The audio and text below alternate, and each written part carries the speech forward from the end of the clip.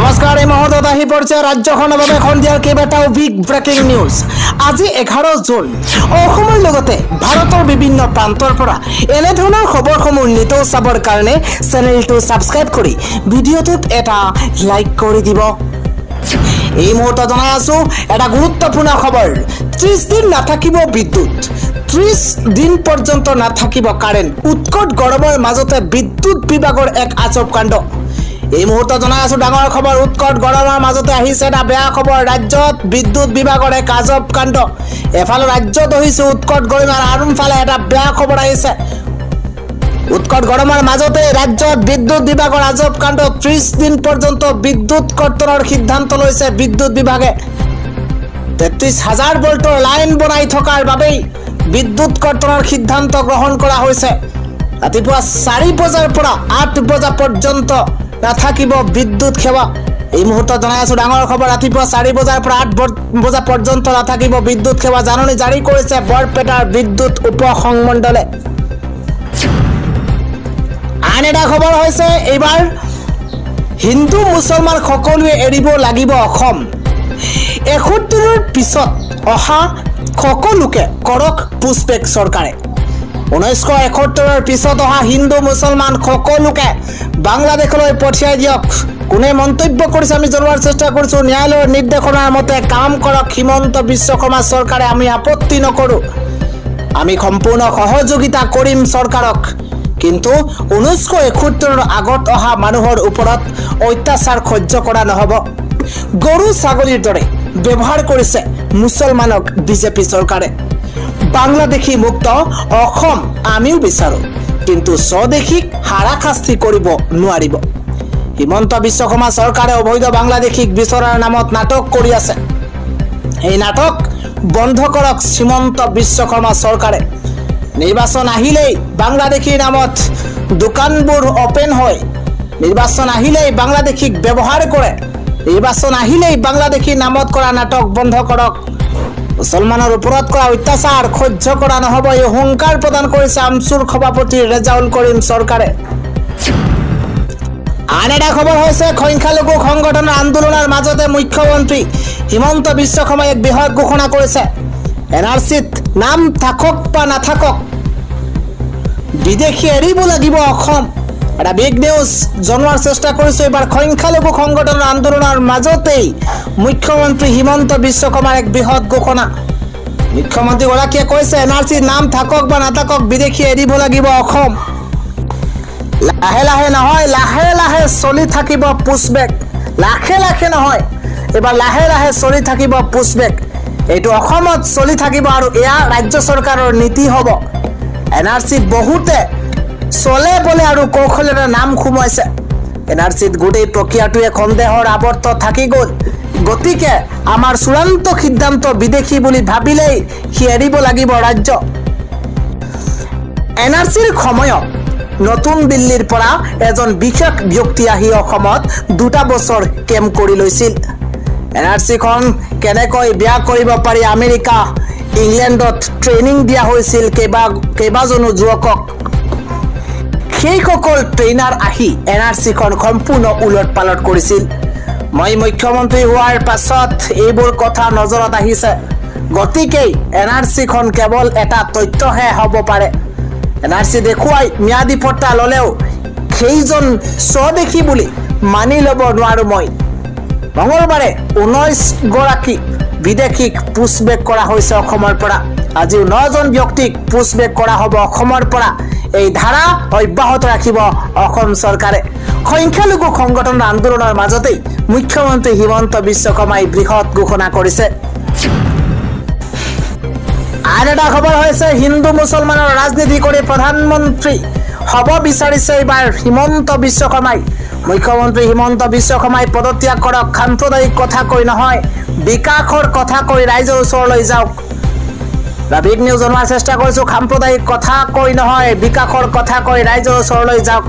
বিজেপিৰ হিটলাৰী শাসন সহ্য কৰা নহ'ব। ৰাজ ধৰ্ম পালন কৰক হিমন্ত বিশ্ব শৰ্মাই। 1 কোটিতকৈও অধিক মুছলমান মানুহ অসমত আছে। এয়া শংকৰ ৰাজনৰ দেশ, মনত ৰাখক হিমন্ত বিশ্ব শৰ্মাই।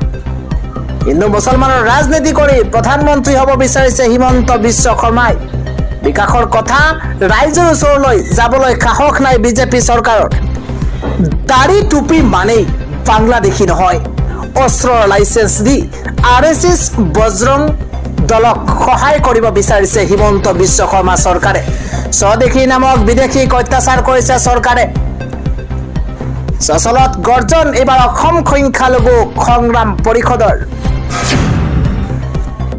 পৰৱৰ্তী খবৰটো হৈছে এবাৰ ঋণ মাফৰ নামত প্ৰতাৰণা মাইক্ৰ ফাইনেন্সৰ ঋণ মাফৰ নামত প্ৰতাৰণা এবাৰ PMAY দুৰ্নীতিৰ বিৰুদ্ধে এবাৰ উজনিত কপাইছে এবাৰ কৃষক মুক্তি সংগ্ৰাম সমিতিয়ে মাইক্ৰ ফাইনেন্সৰ ঋণ মাফৰ নামত চৰকাৰে কৰা প্ৰতাৰণাৰ বিৰুদ্ধে উজনি কপাইছে কৃষক মুক্তি সংগ্ৰাম সমিতিয়ে 21 নিৰ্বাচন জিকাৰ বাবে ঋণ মাফৰ প্ৰতিশ্ৰুতি দিছিল চৰকাৰে কিন্তু শাসনলৈ আহি চৰম প্ৰতাৰণা কৰিলে ৰাজ্যৰ লাখ লাখ মহিলাক মুখ্যমন্ত্ৰীৰ কথা মতেই কিস্তি নিদিয়াকৈ থাকি এতিয়া বিপদত পৰিছে লাখ লাখ মহিলা The big news on what চেষ্টা কৰিছে অৰুণোদয় নামতো ব্যাপক দুৰ্নীতি কৰিছে একাংশ বিজেপি নেতাই অৰুণোদয় নামতো ব্যাপক দুৰ্নীতি হৈছে বিজেপি নেতাই বিজেপিৰ পিছে ঘুৰি নথকা মহিলাৰ অৰুণোদয়ৰ পৰা কৰ্তন কৰা হৈছে PMAY দুৰ্নীতিৰ বিৰুদ্ধে উত্তাল প্ৰতিবাদ খ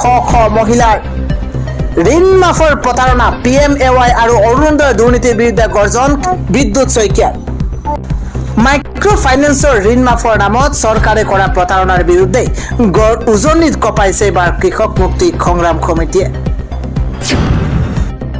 আন এটা খবৰ হৈছে এবাৰ শৰ্মান আলীয়ে কেতবোৰ ডাঙৰ মন্তব্য কৰিছে মুছলমানক লৈ শৰ্মান আলীয়ে কি কৈছে আমি প্ৰতিটো শেহতীয়া তথ্য জনোৱাৰ চেষ্টা কৰিছো তিনিটা কাম কৰিলে কোটিপতি হৈ পৰিব প্ৰতিগৰাকী মুছলমান এয়া মন্তব্য শৰ্মান আলীৰ ৰাজ্যৰ লাখ লাখ মুছলমানে কৰক তিনিটাকৈ কাম পৰামৰ্শ আগবঢ়াইছে এবাৰ বিধায়ক শৰ্মান আলী আহমেদে নিজৰ ল'ৰা ছোৱালীক পঢ়া শুনা কৰাওক বিদ্যালয়লৈ পঠিয়াওক কিতাপ বহি কিনি দিয়ক পেটত গামোচা বান্ধি হলেও ল'ৰা ছোৱালীক পঢ়া শুনা কৰাওক মুছলমান মানুহে ব্যৱসায় কৰক ব্যৱসায় কৰি কোটি কোটি টকা উপাৰ্জন কৰক মুছলমান মানুহে ৰাজনীতি কমকৈ কৰক ৰাজনীতি কেৱল নিৰ্বাচনৰ সময়ত কৰক পৰামৰ্শ আগবঢ়াইছে এইদৰে শৰ্মান আলী আহমেদে আজিৰ সন্ধিয়াৰ পৰৱৰ্তী গুৰুত্বপূৰ্ণ খবৰ হৈছে একেলগে আজি 1200কৈ বাসগৃহ বুলডোজাৰে ভাঙি পেলোৱা হৈছে বেদখলৰ বিৰুদ্ধে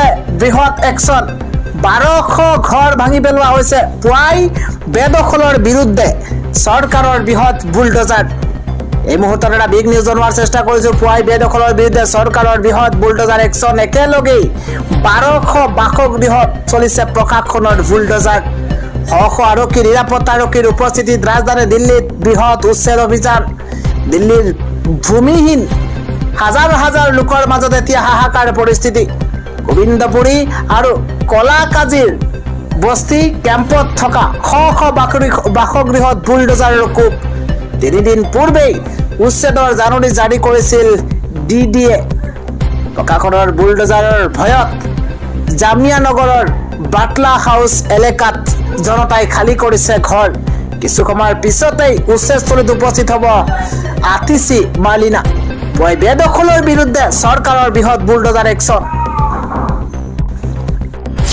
আন এটা খবৰ হৈছে মুখ্যমন্ত্ৰী হিমন্ত বিশ্ব শৰ্মাই আজি কয় যে 20 বছৰ পাছত কামাখ্যা মন্দিৰৰ সন্মুখতে পেলাই থৈ যাব নিষিদ্ধ মাংসক কেন্দ্ৰ কৰি মুখ্যমন্ত্ৰী হিমন্ত বিশ্ব শৰ্মাৰ তৰফৰ পৰা কি মন্তব্য কৰা হৈছে জনোৱাৰ চেষ্টা কৰিছো 20 বছৰৰ পাছত কামাখ্যা মন্দিৰৰ সন্মুখত পেলাই থৈ যাব নিষিদ্ধ সামগ্ৰী বিস্ফোৰক মন্তব্য কৰিছে হিমন্ত বিশ্ব শৰ্মাই নিষিদ্ধ মাংস খোৱাত বাধা নাই কিন্তু নিষিদ্ধ মাংসক মানসৰ দৰে ব্যৱহাৰ কৰিব নালাগে ঈদত কোনোবাই নিষিদ্ধ মাংস খাব পাৰে তাত কোনো বাধা নাই কিন্তু পেলাই থৈ গৈ কি বুজাব বিচাৰিছে এয়া ডাঙৰ প্ৰশ্ন উত্থাপন কৰিছে ৰাজ্যৰ মুখ্যমন্ত্ৰী হিমন্ত বিশ্ব শৰ্মাই